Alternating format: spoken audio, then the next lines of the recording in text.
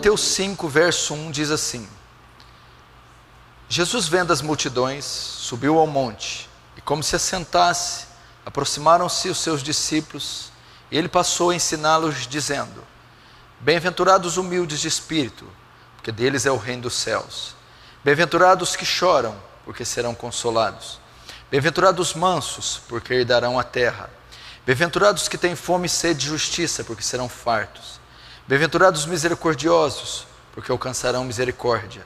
Bem-aventurados os limpos de coração, porque verão a Deus. Bem-aventurados os pacificadores, porque serão chamados filhos de Deus. Bem-aventurados os perseguidos por causa da justiça, porque deles é o reino dos céus. Bem-aventurados sois quando por minha causa vos injuriarem e vos perseguirem, e mentindo disserem todo mal contra vós. Regozijai-vos e exultai, porque é grande o vosso galardão nos céus, pois assim perseguiram aos profetas que viveram antes de vós. Deixa aberto aí, feche só os olhos, vamos orar.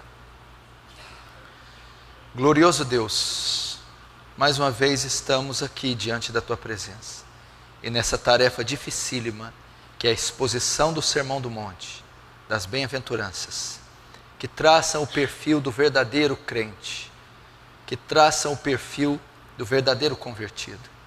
Dá-nos graça, Senhor, para interpretar esses textos, não só para pregá-los, mas dá-nos graça para viver cada uma dessas bem-aventuranças, que apontam para o Seu Filho, que apontam para o caráter e a natureza do Filho de Deus. Queremos ser semelhante ao Seu Filho. Não só queremos ser semelhante, mas é uma ordem para que sejamos semelhantes. E as bem-aventuranças retratam o caráter do Seu Filho. Então ajuda-nos a praticá-las, a manifestá-las de forma plena, para que essa terra veja, Senhor, e glorifique o Seu nome. É que eu te peço, Senhor, em nome de Jesus. Amém e amém. Vamos lá. Hoje, pela permissão de Deus, pela graça, nós vamos encerrar o estudo das bem-aventuranças.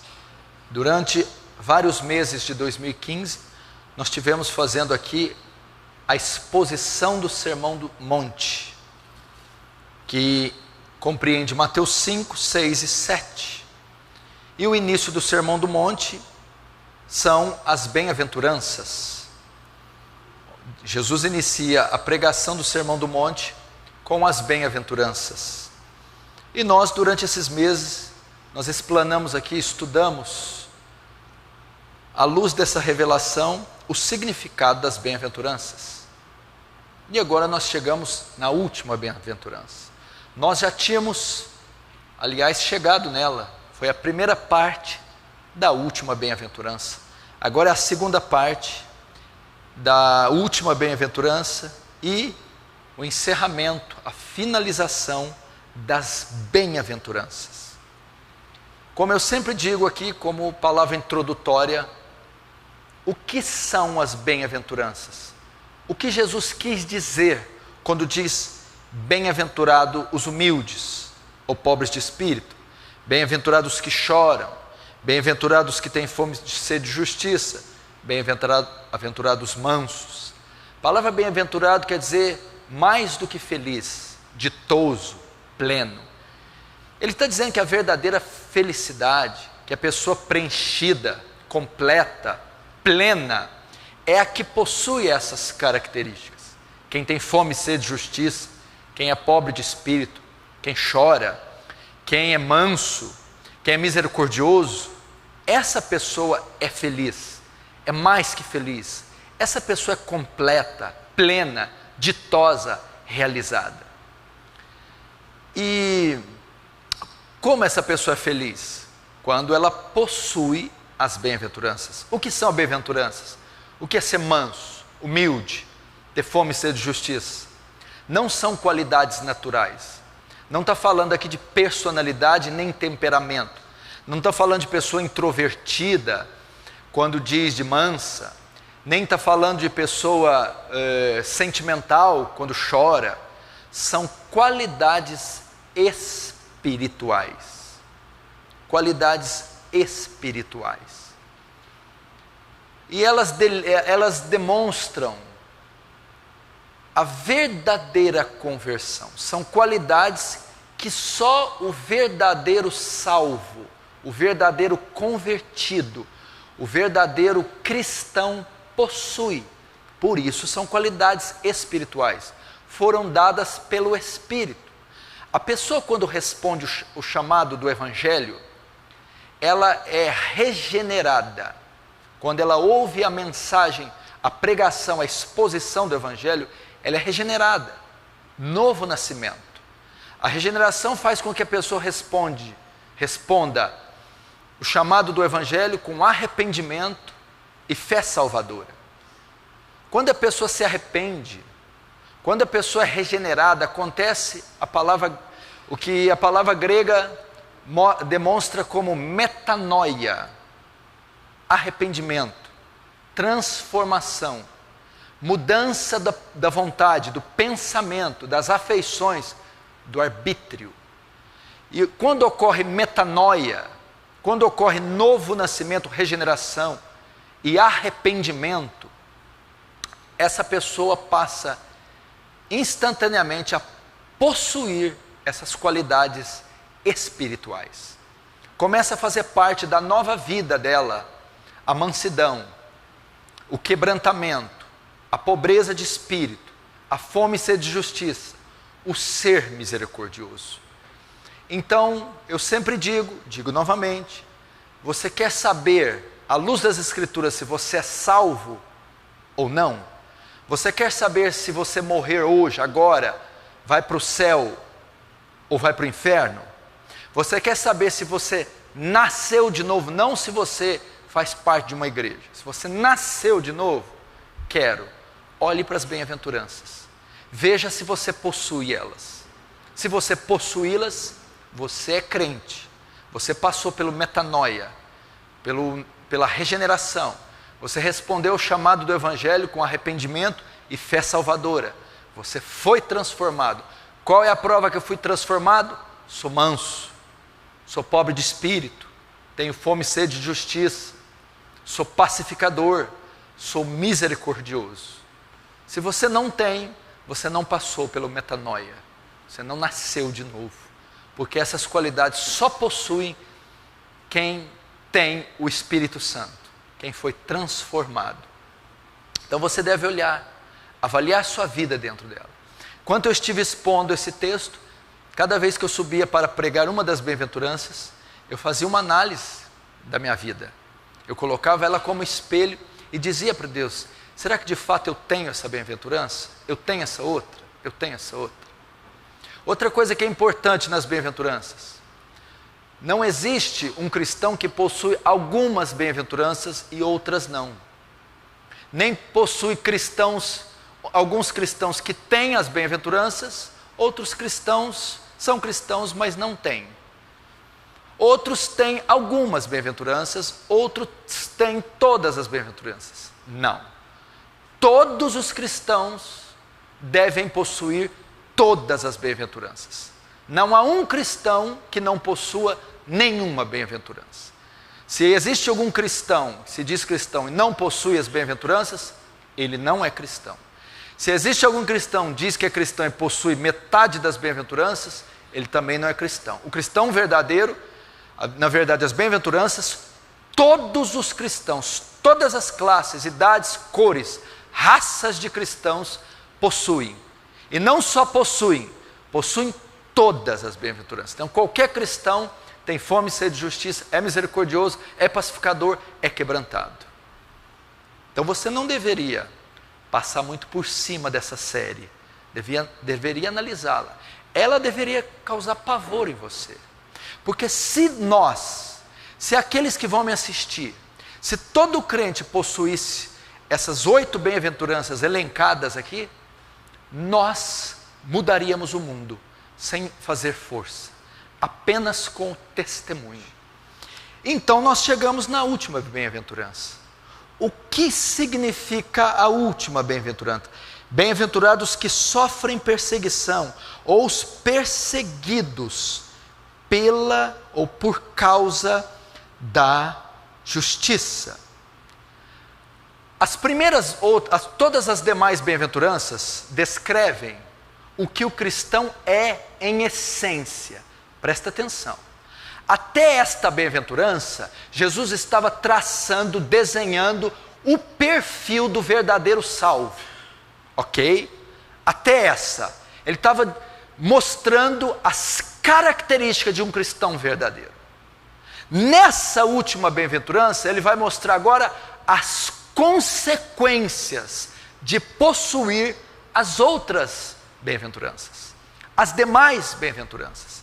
Essa última é a consequência, o resultado de possuir as outras bem-aventuranças.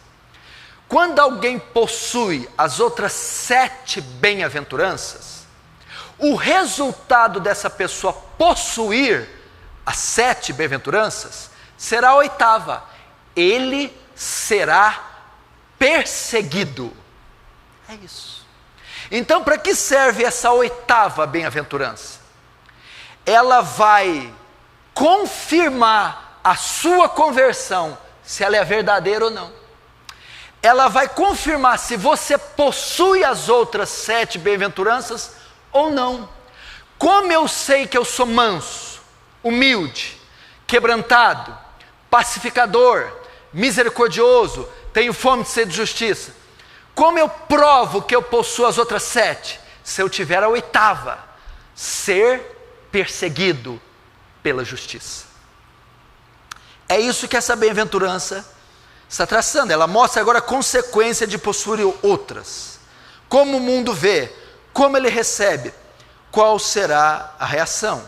Jesus diz: serão perseguidos, zombados, caluniados, insultados, rejeitados, molestados, hostilizados. É isso que trata esta 8ª bem-aventurança. Todo o cristão verdadeiro será perseguido. Todo cristão verdadeiro será rejeitado por esse mundo. Todo cristão verdadeiro será zombado, será insultado por esse mundo. Essa é mais uma das marcas do verdadeiro cristão. Então hoje, aqui sentado, você deve se perguntar: eu sou perseguido? Eu sou rejeitado? Eu sou zombado? Eu sou insultado? É marca da minha vida? Faz parte da minha vida? Faz parte da minha rotina ser perseguido? E perseguido por quê? Essa bem-aventurança não fala apenas de ser perseguido. Todo mundo é perseguido em todas as partes do mundo por várias causas. Você não pode dizer que é perseguido porque está devendo o banco. Isso não é perseguição. Você não pode dizer que é perseguido porque traiu a mulher. Isso não é perseguição. Você não pode dizer que é perseguido porque tomou uma decisão errada, foi imprudente, foi ansioso, afoito numa decisão. Não é esse tipo de perseguição. A bem-aventurança diz: bem-aventurados os perseguidos por causa da justiça. A razão da perseguição é a justiça. Bem-aventurado quem é perseguido por causa da justiça. A causa da zombaria, a causa da rejeição, a causa da perseguição é a justiça. Que justiça? A prática da justiça. Bem-aventurados perseguidos por se parecerem com Cristo, por serem santos, por praticarem a palavra, por cumprirem os mandamentos, por serem honestos, retos, íntegros, espirituais. É por esta razão. Você é perseguido na escola é porque faz bagunça, tira nota vermelha, trapaceia. Não é isso. No trabalho, porque você tem um índice de produção maior. Não é isso. Você é perseguido porque é puro, porque não mente, porque não cola na prova, porque não fica com menina nenhuma, porque perdoa seus inimigos. porque ama seus inimigos, e por causa desse amor, dessa conduta, eles te rejeitam, isso é ser crente. Você é perseguido porque não chega atrasado no trabalho, trabalha bem, não pega nada que é seu, não mente, tem um bom testemunho, é doce, é responsável, é honesto, e faz isso por Cristo. Sim, então você é crente. Você faz o bem e recebe como resposta o mal? Sim, então você é crente. É isso. Por ser honesto. Por que eles nos perseguem? Verso 13 diz assim, ó, olhe para mim, não precisa olhar não. Vós sois o sal da terra e a luz do mundo. Se o sal for insípido, para nada mais presta, não para ser jogado no chão e ser pisado pelos homens. Presta atenção, vós sois o sal e sois a luz. Quais as características da luz e do sal? Ele tem certas propriedades para ser sal, ok? Ok. Quais são as propriedades que mostram que ele é sal? As bem-aventuranças. São as propriedades do verdadeiro crente, são as propriedades do sal e da luz. O que a luz faz? Alumia as trevas, expõe as trevas. Onde estão as trevas? No mundo. O mundo jaz no maligno. Os homens amaram mais as trevas do que a luz veio ao mundo, mas os homens amaram mais as trevas. Por que o crente é odiado? Por que o crente é perseguido? Porque as bem-aventuranças expõem o pecado do ímpio. Porque as bem-aventuranças são como luz do mundo, feixes de luz, que expõem a iniquidade, o erro, expõem os pecados dos homens. Logo, eles se revoltam contra essa luz, a prática das bem-aventuranças, em forma de perseguição. Por isso que você é perseguido, porque todo mundo adultera no seu trabalho e você não. Luz, você está expondo o adultério dele. Todo mundo rouba no seu trabalho e você não. Luz, você está expondo o roubo deles. Todo mundo fica na sua escola, você não. Você expõe, mostra com a sua conduta que o que eles estão fazendo é pecado. Luz do mundo. O que eles fazem em resposta? Perseguem você, oprime você. Agora, se você é conivente com o pecado da sua empresa, da escola, se você não brilha, não manifesta as bem-aventuranças, você jamais será perseguido. E se você não é perseguido, é uma grande evidência que você não é cristão. É isso que essa bem-aventurança está tratando. Entendeu? Veja só, isso aqui não é uma opção. Eu não escolhi escrever este texto. Foi Deus quem o colocou. E Ele está colocando que essa bem-aventurança é mais uma característica do verdadeiro salvo. Mais uma vez eu digo, você deve se perguntar: eu tenho sido perseguido por ser santo? Eu tenho sido perseguido por ter as outras 7 bem-aventuranças? Por ser manso, pobre de espírito, misericordioso, pacificador, por ter fome e sede de justiça, eu estou sofrendo perseguição? Eu estou sofrendo rejeição, humilhação, seja em casa, na escola, em todos os lugares, pela prática da piedade, por ser puro, não é por ser bom. A Bíblia não está dizendo por ser bonzinho, tem muito ímpio bonzinho. Não é por pagar conta em dia, não é por ser um moralista, é por se parecer com Cristo, manifestar os frutos do Espírito, a luz de Cristo, a justiça de Cristo, a piedade.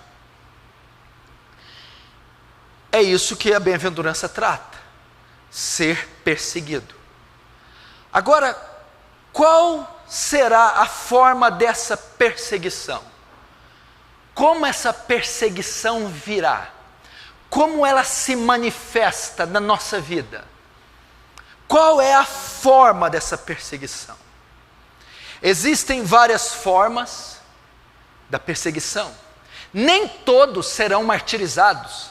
Talvez você lê as perseguições e ouve nos jornais e diz: pastor, minha casa nunca foi incendiada, eu nunca tive um atentado contra a minha vida, então eu não sou perseguido. Não, de forma alguma. Ser perseguido não significa que você será atacado, sofrerá perseguições dessa envergadura sempre. Existem várias formas e níveis, intensidade de perseguições que um crente pode sofrer, e a Bíblia narra isso. Existem várias formas de você ser perseguido, de manifestar essa bem-aventurança, e várias formas e intensidade. Essa perseguição varia tanto na forma quanto na intensidade. Nem todos serão martirizados, ou apedrejados, ou assassinados. Todavia, todos serão perseguidos. Novamente, nem todos serão apedrejados, martirizados, assassinados. Mas fato é que todos, sem exceção, que são cristãos, serão perseguidos de diversas formas e intensidades. E nesse mesmo texto, Jesus menciona alguns tipos de perseguições que nós podemos esperar. Que provavelmente aquele que está aqui, ou que me ouve, é um crente verdadeiro, já passou por essas perseguições, está passando e há de passar novamente. Essas que Jesus cita aqui. Ele menciona alguns tipos de perseguições que o crente sofrerá. Ele sofrerá aqui, primeiro, ataques verbais, ataques físicos e ataques sociais. É o tipo de perseguição que ele menciona aqui, que o crente verdadeiro sofrerá. Então nós estamos estudando para que você se prepare, para que você entenda por que passa ou irá passar por tais sofrimentos, para que você esteja preparado, como Pedro diz: amados, não estranheis a ardente prova que vem para vos testar. Ou seja, Pedro está dizendo: não estranheis, é normal, é comum na vida de todo crente verdadeiro a perseguição, e ela virá de várias formas, na forma verbal, física e social. Vamos começar aqui com os ataques sociais. A Bíblia diz assim, verso 11: bem-aventurados sois quando por minha causa vos injuriarem. Aqui Jesus narra a primeira forma de perseguição. Ele demonstra como vai ser a perseguição. E a primeira forma que ele lista, que ele pronuncia, é quando vos injuriarem, vituperarem. Qual o significado dessa palavra? No grego quer dizer oneidizo. Essa palavra significa insultar com opróbrios, envergonhar, humilhar, maltratar. Aqui fala da perseguição social. Haverá maus tratos por parte da sociedade ímpia contra você. Você sofrerá maus tratos, será rejeitado, será oprimido, maltratado pela sociedade por causa da sua fé. Dentro do emprego, escola e em casa. Então, o primeiro ataque será o ataque social. Você terá perseguição dentro da escola por ser cristão. Você pode ter suas notas comprometidas só pelo fato de ser cristão. Você vai comprometer seus vínculos na escola pelo fato de ser cristão. Sofrerá maus tratos de amigos, maus tratos no recreio, maus tratos de colega de trabalho. será insultado, farão zombaria da sua cara, achincalharão você por causa da sua fé, será maltratado. É desse jeito. Quando um crente verdadeiro, um ímpio, se converte num crente verdadeiro, ingressa num trabalho, ou entra na escola, ou quando ele já está na escola, no trabalho e se converte, ele recebe rejeição social. Puxam o tapete dele, rejeitam ele, ignoram ele. Assim será até dentro da sua casa. Você convivia em perfeita harmonia com os pais, com os filhos ou com a esposa. De repente, eles começam a queimar você, rejeitar você, começam a desfazer de você. Você começa a perder os vínculos sociais por conta da sua fé. É o ataque social na escola, no trabalho e em casa. Jesus disse mais ainda em Lucas 6:22: bem-aventurados sereis quando os homens vos odiarem e quando vos separarem e vos injuriarem e rejeitaram o vosso nome como mal por causa do Filho do Homem. Está falando que haverá um isolamento social. Eles verão você como uma praga, como uma peste. Ninguém vai querer ficar perto de você. Vai haver um isolamento social por causa da sua fé. Jesus está dizendo, bem-aventurado por isso, porque eles vão rejeitar o vosso nome, vão separar de vós por causa do meu nome. Acabaram seus amigos. Ninguém vai ligar mais para você. Ninguém vai te chamar para alguma festinha. Ninguém vai chamar você para uma comemoração. Você vai sofrer rejeição social, porque ninguém comunga da sua fé. Porque agora você brilha, você expõe o pecado deles, você anda na justiça e parece com o seu mestre, e as trevas odeiam você, logo eles se apartarão de você. A perseguição assume essa primeira forma, a perseguição social. Agora vem cá, se você está presente em toda rodinha de trabalho, happy hour, toda festinha mundana, eles te chamam. Aliás, você é um dos melhores convidados para os casamentos ímpios. Você está em todas as festividades da empresa. Cuidado, a Bíblia está falando o contrário. Ninguém vai querer tua presença lá. Você não bebe, pelo menos eu acho que não bebe, né? Não fuma, você não cobiça a mulher do próximo, você não se alegra, não se deleita naquelas músicas ímpias. Logo você é um estorvo, uma pedra de tropeço. Ninguém vai te chamar. Você não vai ser padrinho mais de ninguém, não vai ser chamado para festinha, aniversário de ninguém.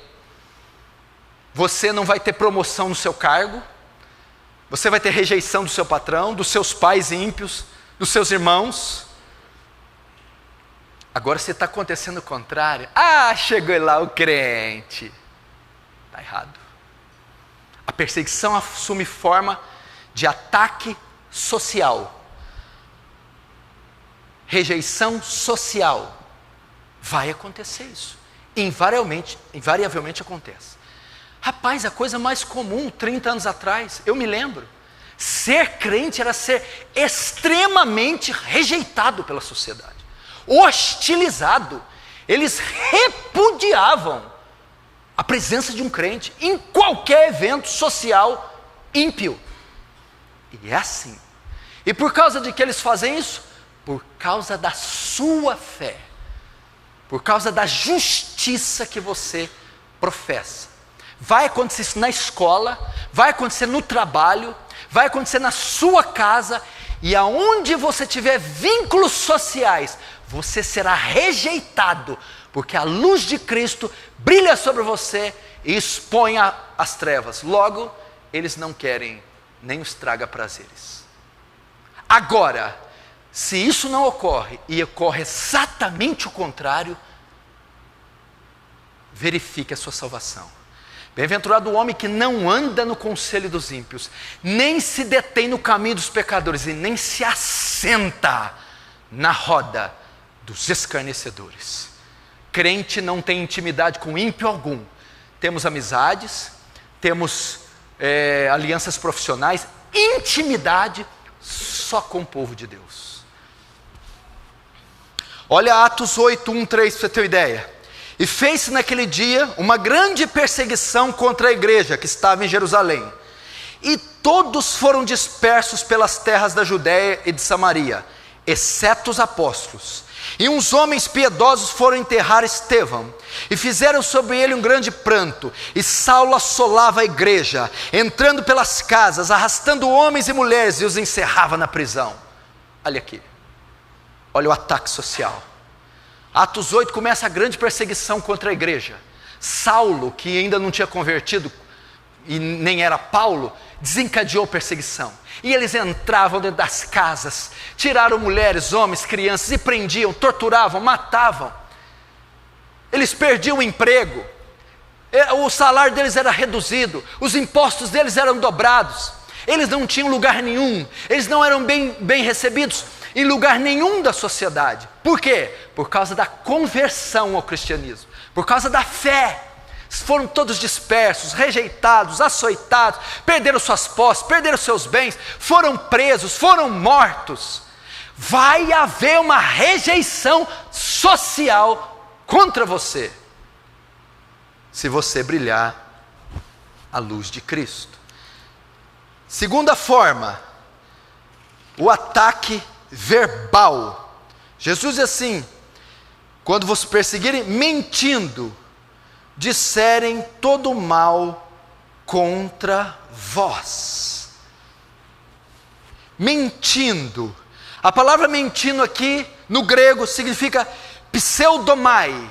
Daí deriva-se a palavra pseudo, pseudo-cristão. O que quer dizer pseudo? Falso. Falso.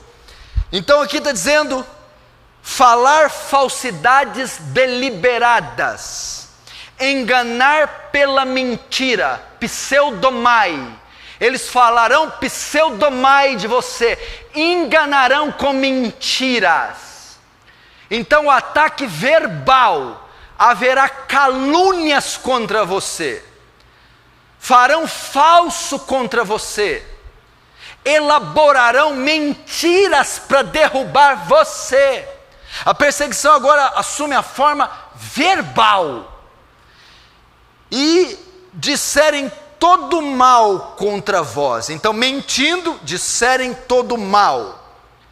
A palavra dizer todo mal, poneros, que significa calúnia, difamação. O que Jesus está dizendo aqui? Qual é a forma que a perseguição assume?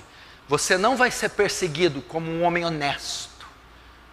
Você não vai ser perseguido como um homem de oração. Você não vai ser perseguido como uma crente. Eles vão mentir. Eles vão perseguir você como herege.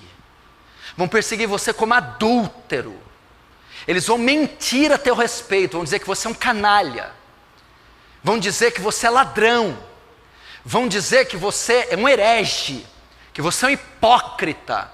Eles vão dizer, não vão perseguir você por ser piedoso, justo, honesto, boa mãe, boa dona de casa, um bom pastor, um bom obreiro. Não. Eles vão dizer que você é mau caráter, que você é ladrão, que você é bandido, que você é sem vergonha, que você abusa de pessoas.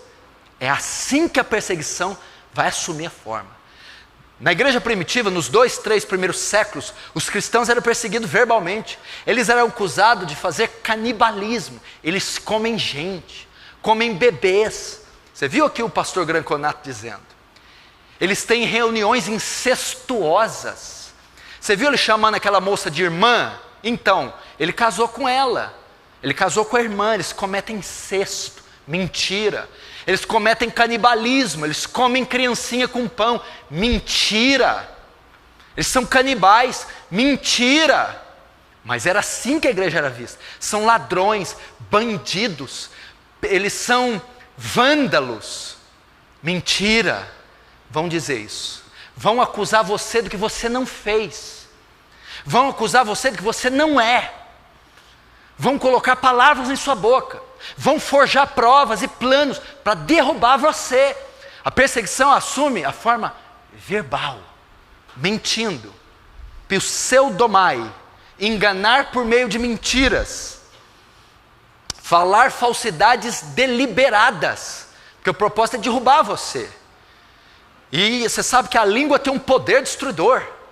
A língua, a fofoca, a mentira tem um poder destruidor. Mentindo, disser todo mal contra vós. O que é isso? Todo mal possível eles falarão. Intrigas, calúnias, fofocas. E mentindo disser todo mal. Jesus disse, não vai haver limites para eles falarem da igreja. Falarão que vocês extorquem dinheiro, que é uma instituição falsa, que é uma heresia. Vão dizer que você é imoral, vão dizer que você é adúltero, vão dizer que você é herege. Dessa maneira. Seja a instituição, seja você individual. Olha só como fizeram com Jesus, por exemplo. Mateus 11, 18, 19 diz assim: porquanto veio João, não comendo nem bebendo, e dizem, tem demônio. Hã? Quem que tem demônio? João Batista. Quem era João Batista? O maior homem nascido de mulher, Jesus disse. A voz que clama no deserto. Isaías 40 fala de João Batista, um homem que era cheio do Espírito Santo desde o ventre da mãe. Sabe o que eles falaram dele? Tem demônio. João Batista é endemoniado. Os fariseus falavam isso, porque ele chegou no deserto jejuando e orando. Disseram, esse homem tem demônio. E João Batista tinha demônio? Não, mentira. Falar que o ministério de João Batista era por demônio, mentira. Disseram que João Batista era endemoniado, mentira. Como pode falar isso de um santo como ele, de um profeta como ele? Mas iam falar, porque o santo será caluniado dessa forma. Agora, Jesus, Mateus 26, 59, 60, presta atenção. Ora, os príncipes dos sacerdotes e os anciãos e todo o conselho buscavam falso testemunho contra Jesus. Para quê? Para poderem dar-lhe a morte. E não achavam, apesar de se apresentarem muitas testemunhas falsas. Não achavam, mas por fim chegaram 2 testemunhas falsas. Quem é Jesus? O maior bem-aventurado da Bíblia, o modelo das bem-aventuranças. E a Bíblia diz que quem possui as 7 será perseguido. E qual é a forma que a perseguição assume? Verbal. Jesus, o Messias, sem pecado. Acusações falsas, falsas testemunhas. Eles mentiram contra Jesus.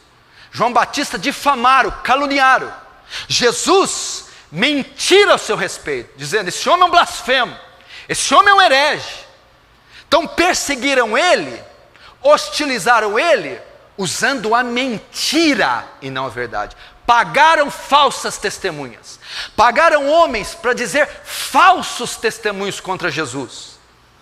Outra vez Jesus, Mateus 9, 2, 3, e Jesus, vendo a fé dele, disse ao paralítico, filho, tem bom ânimo, perdoados te são os pecados. E eis que algum dos escribas diziam entre si, ele blasfema. Chamou Jesus de blasfemo. Você blasfemou. Você é um blasfemo. A perseguição assume a forma verbal. Chamaram João Batista de endemoniado. Pagaram pessoas para mentir, dar falso testemunho contra Jesus. Agora estão chamando ele de blasfemo. Ou seja, dirão todo mal contra vós, usarão as palavras para denegrir tua imagem. Esse homem é um falso profeta, esse homem blasfema contra Deus, esse homem tem demônio. Insultos, calúnias, mentiras contra os santos. Por isso, se alguém acusar um homem de Deus, uma mulher de Deus, pense 10 vezes antes de acreditar. Pense 10 vezes, porque é assim que Satanás vai atacar. A perseguição assumirá a forma de mentira, de intriga, de calúnia, com as palavras. Não acredite em qualquer um que te diz coisas, porque você mesmo pode ser vítima disso aqui. João 8, 41, 48, olha isso aqui. Vós fazei as obras dos seus pais, disseram-lhe, pois, nós não somos nascidos de fornicação, temos um pai que é Deus. Opa, vocês não entenderam aqui. Jesus está sendo perseguido aqui pelos fariseus, porque a marca do verdadeiro salvo, é marca do que tem a bem-aventurança, Jesus possuía, e Jesus era perseguido. A perseguição assume a forma verbal. Sabe o que os fariseus diziam? Disse para ele. Jesus disse assim: vós fazei as obras de vosso pai. Disseram-lhe, pois, nós não somos nascidos de fornicação, temos um pai que é Deus. Sabe o que eles falam para Jesus? Jesus está dizendo, vocês têm um pai. Ele falou, não, nós temos um pai. Você é nascido de fornicação. Quê? Eles foram buscar a história. Lembra de José? A virgem ficou grávida, José tentou ir embora, porque pensou que Maria tinha traído ele. E eles lembraram disso e falaram, você não nasceu como resultado da união de José com Maria. Você nasceu antes de José conhecer Maria. Você nasceu de fornicação. Sabe qual que é a palavra grega aqui? Porneia. Os fariseus estavam caluniando Jesus, dizendo, você é nascido de porneia. Você não é nascido de um casamento lícito. Você veio de um escorregão que Maria deu. Você veio de porneia. Foram buscar 30 anos atrás um deslize que eles pensaram que Maria tivessem. Porque ela não ficou grávida de José, mas também não ficou grávida de outro homem. Ficou grávida do Espírito Santo. E eles disseram, você é filho de porneia. Tem condição um negócio desse? Acusar o Filho de Deus, você veio de prostituição, você é imoral, você veio de um casamento ilícito, você não tem linhagem. Calúnia! É assim que eles perseguem. Eles pegam pesado para perseguir a igreja. Eles mentem, eles insultam, mas de forma pesada. Perseguição toma forma verbal aqui. Isso é muito forte. Agora a perseguição toma forma física. Bem-aventurados sois vós, quando por minha causa injuriarem e vos perseguirem. No grego, dioko, sabe o que quer dizer? Correr prontamente a fim de capturar uma pessoa ou uma coisa, ou fugir. Então a palavra aqui para quando vos perseguirem, no grego é dioko, no grego. Fugir e correr prontamente a fim de capturar uma pessoa. Mas como essas palavras podem se unir? O que Jesus está dizendo é assim, ó. Haverão perseguições tão severas que eles correrão atrás de vocês para capturá-los. E vocês devem fugir. Haverá uma perseguição a qual a igreja terá que fugir. É a perseguição física. A igreja sofrerá ataques físicos. A perseguição toma forma de ataque físico. Eles também tocarão em nós, comprometerão nossa integridade física. Isso aconteceu com os santos. Paulo, por exemplo, em 2 Coríntios 11, 24, 25, recebi dos judeus 5 quarentenas de açoites menos 1. 3 vezes fui açoitado com vara. 1 vez fui apedrejado. 3 vezes sofri naufrágio. 1 noite e 1 dia passei no abismo. Você sofrerá perseguição social, rejeição, portas se fecharão, farão pouco caso de você, zombarão, insultarão você por causa da sua fé. Segundo, você sofrerá perseguição verbal, mentirão ao teu respeito, farão falso testemunho contra você, inventarão histórias contra a sua vida pegarão pesado na calúnia, caluniarão você com mentiras. Terceiro, perseguirão você fisicamente. Paulo levou 5 quarentenas menos uma, igual do Senhor. Tomou 39 chicotadas 5 vezes. Por causa de quê? Por causa da fé. 3 vezes apanhou com varas, aquelas que envergavam. Por causa de quê? Por causa da fé. Foi apedrejado uma vez em Listra, e arrastado como morto para fora da cidade. Por que ele foi apedrejado? Pela fé. 3 vezes sofreu naufrágio, e uma noite e um dia passou no abismo, que é no mar. Estevão, Atos 7, 59, 60, olha só.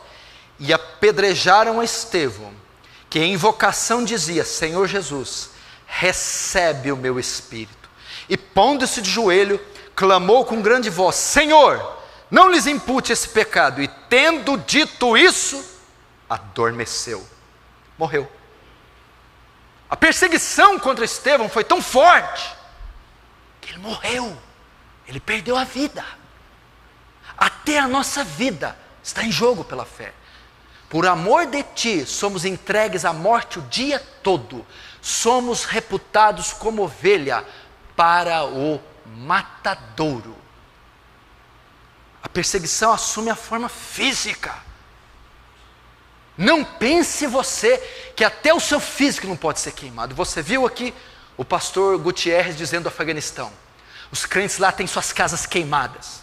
Os crentes lá sofrem tortura. Os crentes lá, as solas dos pés são arrancadas. Os crentes lá são decapitados. As moças crentes são estupradas.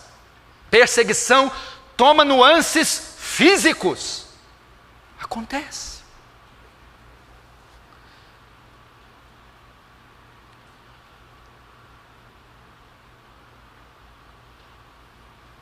Jesus, Mateus 27, 26, 30. E logo os soldados do presidente, conduzindo Jesus à audiência, reuniram junto dele a corte.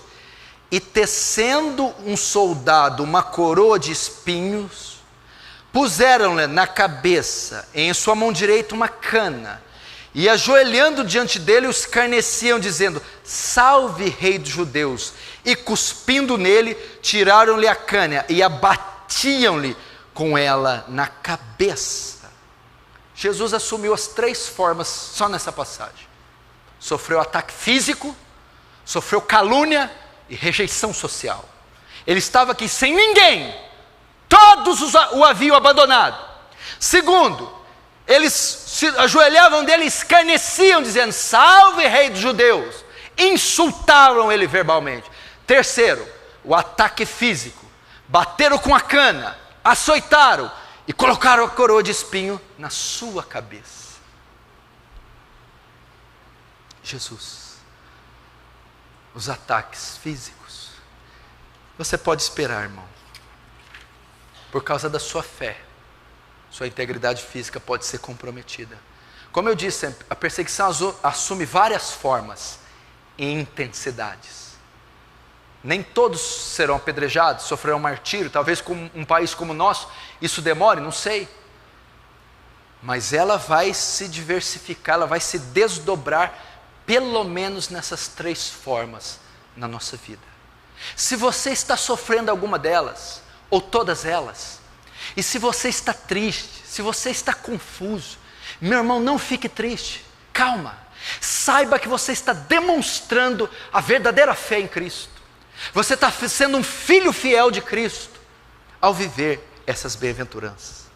Então, primeiro nós vimos que forma toma as perseguições. Agora vamos ver por quem seremos perseguidos. Primeiro, quais as formas que a perseguição vai tomar. Agora, por quem? Primeiro, pelo mundo, pela sociedade. João 17, 14, 16. Dei-lhes a tua palavra, e o mundo os odiou, porque não são do mundo, assim como eu não sou do mundo. Não peço que os tire do mundo, mas que os livre do mal. Não são do mundo, como eu do mundo não sou. João 15, 18, 19. Se o mundo vos odeia, sabei que primeiro do que vós me odiou a mim. Se vós fosseis do mundo, o mundo amaria o que é seu. Mas porque não sois do mundo, antes, eu vos escolhi do mundo. Por isso é que o mundo vos odeia. Por quem será a perseguição? Primeiro, pela sociedade, pelo mundo, pelo ímpio. Eles são os primeiros, serão os primeiros a nos odiar. Prepare-se para ter a rejeição, o ódio do ímpio, do mundo. E vou dizer mais, é impossível que o mundo nos ame. É impossível que o ímpio nos ame. É impossível ter comunhão, ter acordo com o ímpio. É impossível. Paulo vai dizer aos Coríntios que comunhão há entre luz e trevas. A justiça com a injustiça. Cristo e Belial. É impossível. Então a perseguição virá por parte do ímpio. A sociedade, você está vendo a nossa nação, as leis que estão sendo feitas, você está vendo a que a cultura está promovendo, tudo conspira contra a igreja, para sufocar a igreja, abafar a igreja, asfixiar a igreja, para a igreja ser perseguida. Qualquer um que se levante contra esse sistema que está aí, sofrerá perseguição. E qual é a principal instituição que se opõe ao governo? A igreja. Ela sofrerá perseguição. Segundo, por quem seremos perseguidos? Por falsos cristãos. Pode ser aquele que está sentado do teu lado aí. Por falsos cristãos. Por crentes nominais. Essa raça é a primeira da lista. Por quem Jesus foi mais perseguido? Pelos judeus. Quem matou Jesus? Os judeus. O povo que lia a Torá, que adorava, segundo eles, o mesmo Deus que Jesus. Matou. Quem foi as pessoas que mais perseguiram Paulo? O Império Romano? Os judeus. Falsos cristãos, bodes, lobos disfarçados, joio sentado do teu lado, vão ficar doido para difamar você, puxar teu tapete, derrubar você. Falsos cristãos. Por exemplo, Atos 13, 43, 50. E despedida a sinagoga, muitos dos judeus e dos prosélitos religiosos seguiram Paulo e Barnabé, os quais, falando-lhes, os exortava a que permanecessem na graça de Deus. E no sábado seguinte, ajuntou-se quase toda a cidade para ouvir a palavra de Deus. Então, os judeus, vendo a multidão, encheram-se de inveja e, blasfemando, contradiziam o que Paulo falava. Os judeus incitaram então algumas mulheres honestas e os principais da cidade e levantaram perseguição contra Paulo e Barnabé e os lançaram fora dos seus termos. Olha aqui. Quem levantou uma posição ferrenha contra o apóstolo Paulo e Barnabé? Os judeus. Os da sua terra, os da sua pátria, os que professavam o mesmo Deus de Paulo. Perseguições. João 10, 29, 32, olha só. Meu Pai, quem mas deu, é maior que todos, e ninguém pode arrebatá-las da mão do meu Pai. Eu e o Pai somos um. Os judeus pegaram então outra vez em pedras para o apedrejar. Respondeu-lhe Jesus: tenho-vos mostrado muitas obras procedentes do meu Pai. Por qual delas me apedrejais? Quem queria apedrejar Jesus? Os judeus. Os judeus. Falsos cristãos. Esses, quando começam, saem da frente. Esses, quando decidem perseguir, saem da frente. Eles mentem, eles compram, eles vendem, eles falsificam, eles ligam, eles digitam, eles caluniam, eles fazem de tudo, e com um só propósito: sua queda, sua ruína, fazer você sangrar. Os falsos cristãos. Espere perseguição, até daqueles que congregam no mesmo lugar que você, porque na verdade eles não são cristãos, O cristão verdadeiro, uma das marcas dele é que ele ama outros cristãos. O falso cristão, cristão nominal, o bode, ele tem prazer na queda da ovelha. Terceiro, por quem seremos perseguidos? Pela família. Mateus 10, 34, 36. Não cuideis que vim trazer a paz à terra. Eu não vim trazer a paz, mas a espada. Porque eu vim pôr em dissensão o homem contra seu pai, e a filha contra sua mãe, e a nora contra sua sogra. Assim, os inimigos do homem serão os seus familiares. Prepara para ter perseguição em casa. Prepara para ter perseguição entre a família. Por quê? Porque veja só, se você mora numa família ímpia, eles estão em trevas, você se converte, você se torna luz daquele lugar. Logo todos vão se opor a você. Uma mulher está tão bem com o marido, ela se converte. Ela começa a ter rejeição do marido. Os filhos, está tudo bem, os filhos se convertem. Os pais começam a perseguir. Ou o contrário. Há casos que maridos abandonam e se divorciam da mulher quando ela se converte. Há casos que a mulher abandona e se divorcia do marido quando ele se converte. Porque a perseguição alcança nossa família. Seremos perseguidos pelos familiares. Jesus disse aqui, os inimigos do homem serão os da sua casa. Prepare-se para ser rejeitado pelos pais. Prepare-se para ser perseguido pela esposa, pelo marido, pelos filhos. Prepare-se para ter desconforto, hostilidade, rejeição no próprio lar, porque o seu marido tem ódio do seu Deus, da sua justiça, da sua fé. Isso acontece. Pastor, mas até se a gente vir na mesma igreja? Até, por quê? Não, mas a gente está indo na mesma igreja. Pode ser que vocês congregam na mesma igreja, mas uma das partes não é crente. Vocês podem até congregar na mesma igreja, mas uma das partes não ser crente, você será perseguido. Será perseguido. Vocês vão escutar a mesma palavra, o mesmo louvor, pai junto com os filhos, a mãe junto com os filhos, o esposo com a esposa. Mas se um deles, dos componentes, não forem de fato salvos, eles perseguirão você, por causa da sua piedade. Família. Agora, último, para terminar. Qual deve ser nossa reação em frente, diante da perseguição? Diz aqui: bem-aventurados sois vós, quando por minha causa vos injuriarem e vos perseguirem, e mentindo disserem todo mal contra vós. Regozijai-vos e exultai.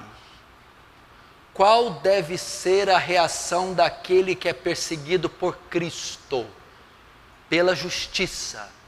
Qual deve ser sua reação se você estiver sendo perseguido? Deve ser de alegria. Exultai e alegrai. Jesus está dizendo aqui que não pode ser o contrário: murmuração, maledicência, angústia e tristeza. Eu não estou dizendo que o crente é masoquista, tem que apanhar rindo. A gente fica triste. Ele está querendo dizer que a depressão não pode tomar conta, a angústia não pode abater nós. Pelo contrário, exultai e alegrai quando isso acontecer. Tiago 1,2 diz: meus irmãos, tende por motivo de alegria ou passardes várias provações. Paulo, preso em Roma, ele vai dizer, escrevendo para os filipenses: escuta isso aqui, Paulo está preso, açoitado, Paulo está sofrendo penúria. Filipenses 2, 17, 18 diz assim: e ainda que seja oferecido por libação sobre o sacrifício e serviço de vossa fé, folgo e me regozijo com todos vós, e vós também regozijai-vos e alegrai-vos comigo, por isso mesmo. O quê? Eu estou chamando vocês para se regozijar e se alegrar comigo, como eu estou feliz. Mas por quê? Porque eu estou sendo oferecido como libação, porque eu vou morrer. Você está pedindo para a gente ficar alegre, como você está alegre por causa que você vai morrer? Regozijai-vos, alegrai-vos pelas minhas cadeias, pela minha prisão, e porque eu serei oferecido como sacrifício. Aqui ele não seria, ele previu que poderia ser. Na segunda prisão ele vai ser. Atos 5, 40 e 41, Pedro e os discípulos, e concordaram com ele, e chamando os apóstolos e tendo-os açoitado, mandaram que não falassem no nome de Jesus, e os deixaram ir. Retiraram-se, pois, da presença do conselho, regozijando-se de terem sido julgados dignos de padecer afronta pelo nome de Jesus.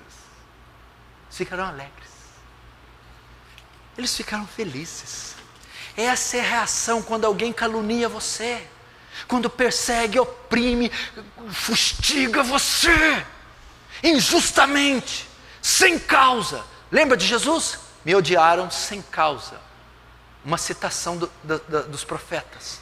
Me odiaram sem causa, me perseguiram sem causa, me ofenderam sem causa, me mataram sem causa.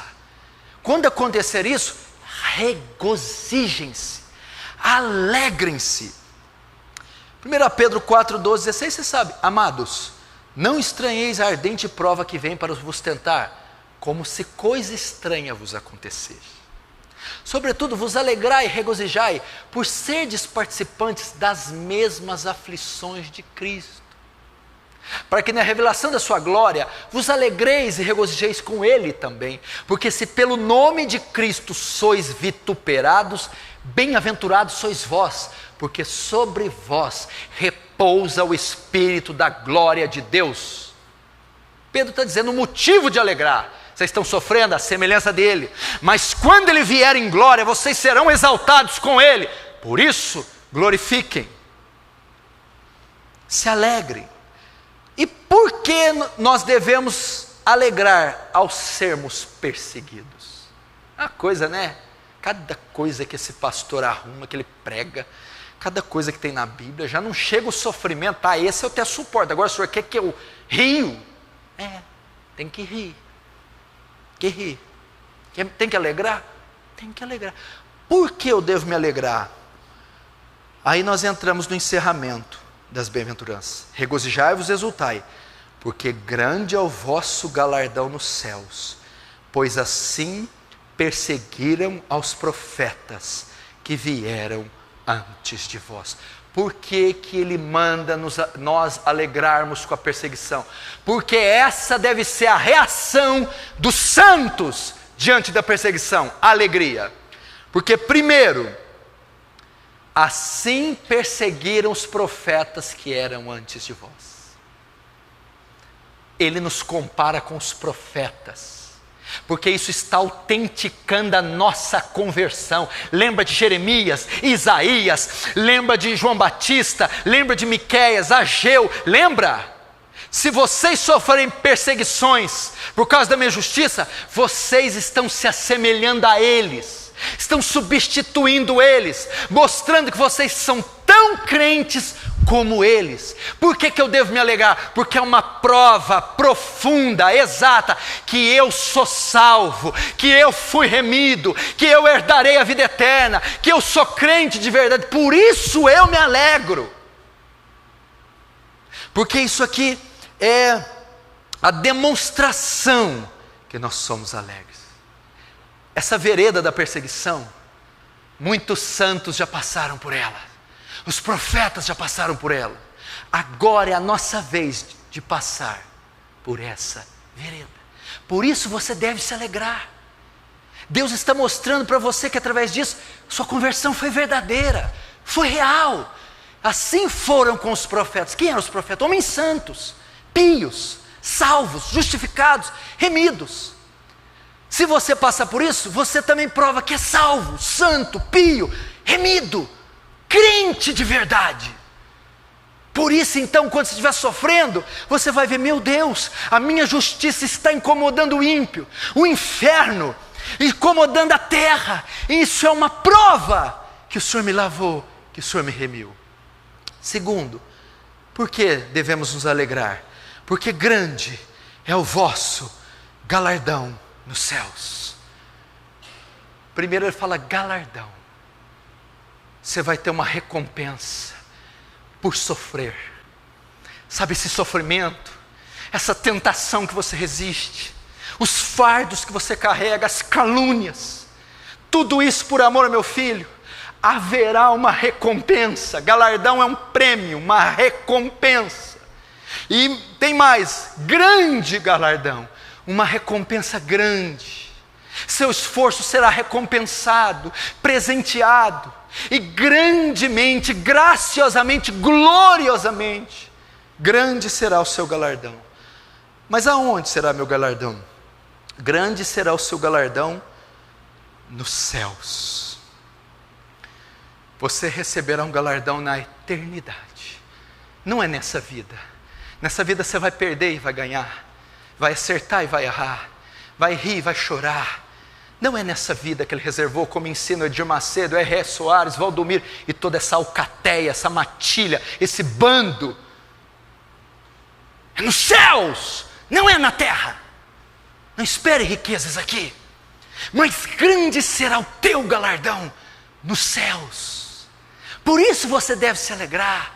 Quando você entrar por aqueles portões, ele vai dizer: entra, servo fiel, entra para o gozo do seu Pai. Toma posse do reino que o Pai lhes entregou.